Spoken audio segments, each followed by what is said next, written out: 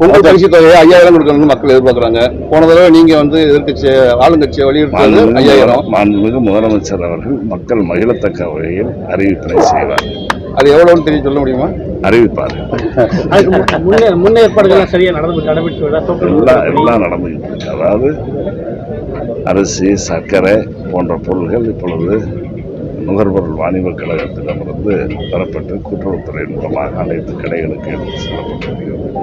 முதலமைச்சர் அவர்கள் உத்தரவு வழங்கணும்னா அது மாதிரி கரும்புவை பொறுத்தவரையில் மாவட்ட அளவில் ஒரு கமிட்டி குழு அமைத்து அந்த குழுவினர் விவசாயிகளை நேரடியாக சந்தித்து கொள்முதலை செய்து கொண்டிருக்கிறார்கள். எல்லாமே சரியாக வந்துடும்.